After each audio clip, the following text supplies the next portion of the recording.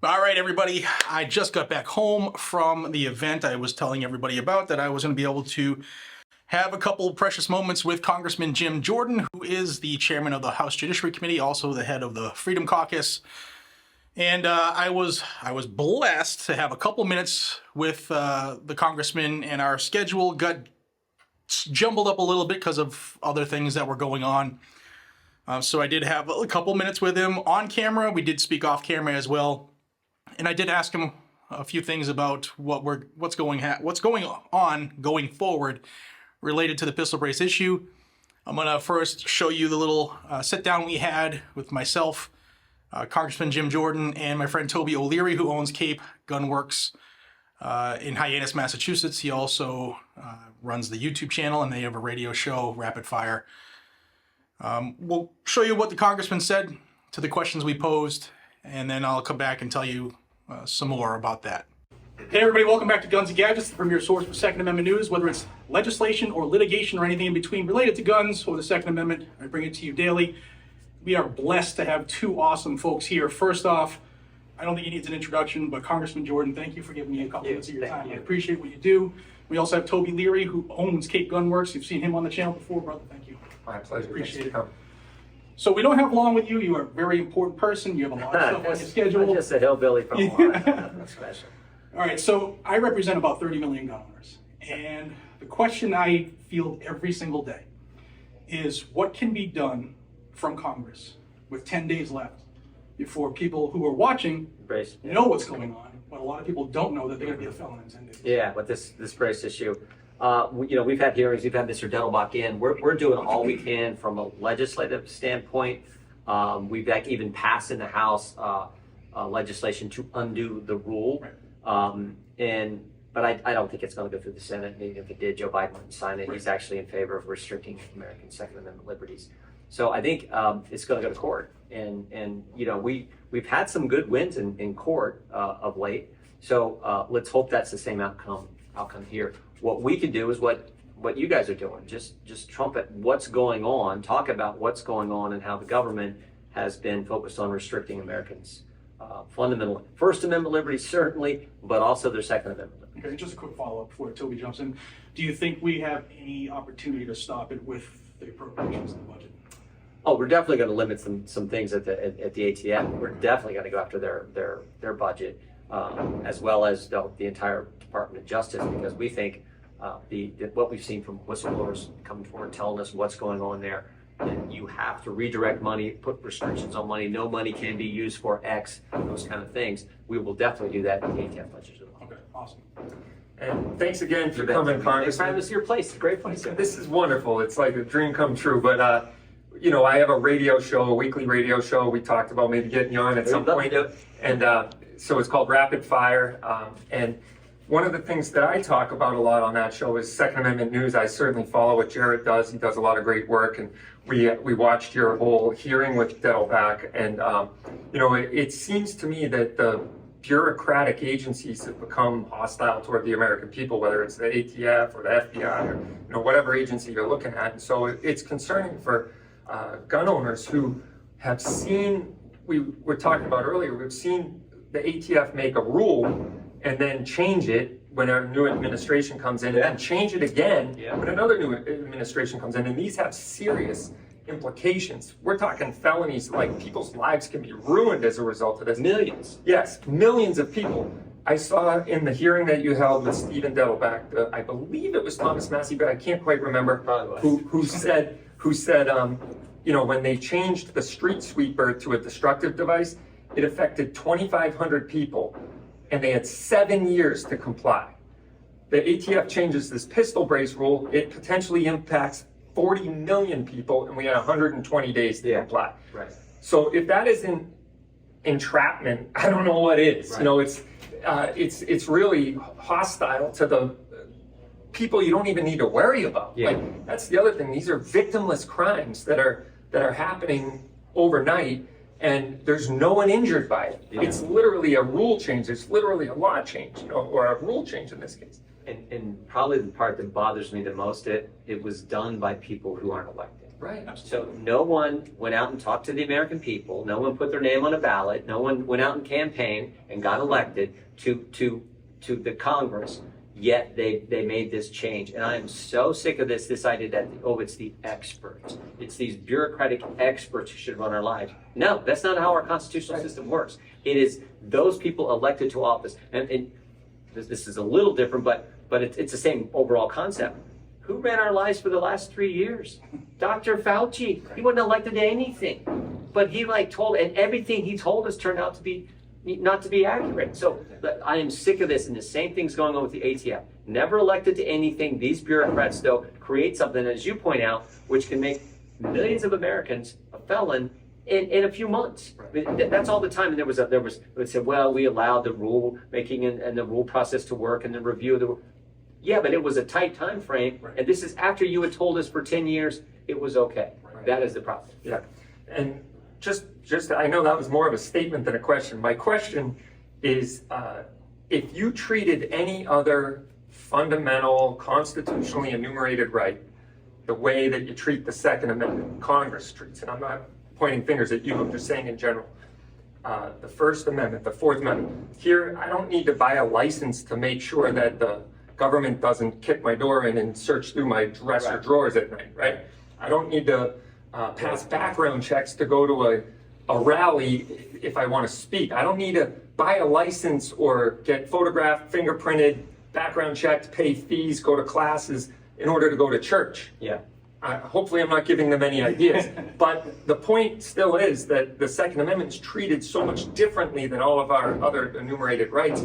And the most offensive part of that is it's the only one that says shall not be infringed. Yeah. And so we end up It's scary. losing our minds about it and infringing on it. And here we are in your great state, that the people who came here and started this area, settled in this area, and were so critical in the formation of our country, the greatest country ever. If they knew that was happening, that up in arms. I mean, and appropriately so. Right. I always tell people, Second Amendment's right next to the first for a reason. It is just as important. It is darn important. And you don't, it's why we Republicans and conservatives push it back so much. And it's why we appreciate what you guys do with your business here, with what you do to communicate with the millions of law-abiding gun owners around the country. It's critical. But I think the country's waking up. It's the good news. I really do. They've seen it now for several years. They've seen how the government's been turned on the citizens, whether it was started with President Trump's campaign, but now it's just regular Americans. But we're starting to understand, and the pushback's going to happen, and we're going to be all right. Yeah, Congressman, one final one for me. I know you got to run. Short of the Supreme Court case where they're taking it up, you're going to talk about Chevron and hopefully kill it for good. Is there anything, without giving away too much if it's part of the battle plan, is there anything that Congress can do to stop ATF or any other bureaucracy from changing rules that actually have the bite of law? Because Chevron is not supposed to take place or apply when people can actually go to prison for it. Is there anything that Congress can do? You passed these CRAs, these Congressional Review Acts, where we review the rules and we say no, that's not right, and we overturn it. You do that.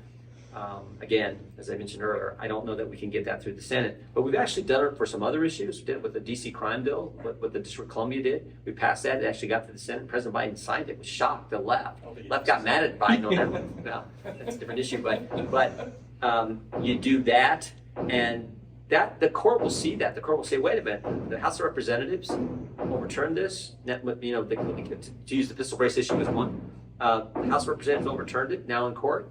That helps the argument in the court as well when they see what's happened in one body of the Congress. So we'll continue to do those things. And then, frankly, we should pass some things on the offense out of our committee, whether it's reciprocity, concealed carry reciprocity, or some other pro-Second Amendment legislation. We should pass that to send a message as well. Again, I don't think it can get through the Senate and wouldn't be signed by Joe Biden, but we should still do it. Absolutely. Well, thank you so much for joining us. This is great, and we really look forward to supporting you, and you're doing great work there, and especially in light of the Second Amendment, when people speak to the fire. Thank you, Jared. Thank you. Thanks for having me, gentlemen. All right. All right. So first off, I went right at it. What's going to be able to be done, and You heard the congressman. I mean, if you think about it, they literally have 5 more days left, 5 business days left, and it's not enough time to get stuff done. And it gives more credence to what I told you when I had that heart-to-heart with you. My friend on Capitol Hill told me that they weren't going to really take it up because of other priorities to the debt ceiling.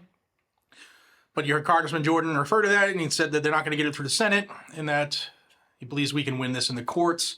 Obviously, I've told you that numerous times. But I did ask that follow-up question about the budget and appropriations, and I like what he said. He's absolutely going after the ATF in the appropriations. So that's good. We'll see how much they're able to carve out of the ATF's budget. But we did talk a couple times today, and he is on our side. He's one of the guys in DC that has a backbone. I mean, and I'm not just saying this because he gave me some time out of his schedule today. Like, this is the kind of guy I'd like to go have a beer with. He's a cool dude. He really is, down to earth. He's one of us. There's just a lot of things that one person can't do. One person alone can't do. So, just as a reminder related to the pistol brace issue, we are hoping that this week we do get a judge to address the requests in several cases for a TRO, a temporary restraining order, and a preliminary injunction. I have a feeling we're going to hear from those judges this week, but what they're going to say, I'm not sure. We have 10 days from the time I'm recording this, 10 days, until many people have this little felonious status hanging over their head because they did what the ATF said was okay to do for over a decade. So let me know what you guys and gals think down below. I told you I asked the questions. I did. I asked them a few more that unfortunately we couldn't get on camera because of the way it was just kind of a fluid day today. We were together, but walking in different spots, but it was pretty cool. And hopefully we see some more movement on this here this week. But yeah. One cool thing is today was the first time the congressman went to Concord and the Old North Bridge, where we fought the British back when they came to disarm the populace and to take cannons from the colonials. I did ask him if he had a chance to go to the Lexington Battle Green, which is where the first shots of the Revolution were fired, and he said he didn't have time to do that. It would be cool if he stuck around. Maybe I'd bring him there. That would be a cool video, huh? Me bringing the congressman to where it all began. But he knows his history. He loves his history. He loves his country, and I'm right there with him. Let me know what you guys and gals think down below. Not the information we wanted, but we did get a little golden nugget that they're going to go after them with the appropriations, them being the ATF. So the fight's not over yet. And I appreciate each and every single one of you guys and gals watching the channel, and those viewers I got to meet today. It was humbling. It was absolutely humbling. And to everybody who got to have some Blackout Coffee there at the event, thank you for all the kind words. As always, blackoutcoffee.com/GNG. It's in the description of every single video. And I appreciate each and every one of you. Again, thanks for checking out the channel, from legislation to litigation and everything in between, whether it's good, bad, ugly, or indifferent. I will bring it to you every day on this channel. So if you want to stay in the loop, then please subscribe to this channel down below. Like the video and share it as well. And if you are a subscriber, double check, because YouTube is playing hocus pocus on my subscribers. I want to hit that 700,000 mark by the end of the year.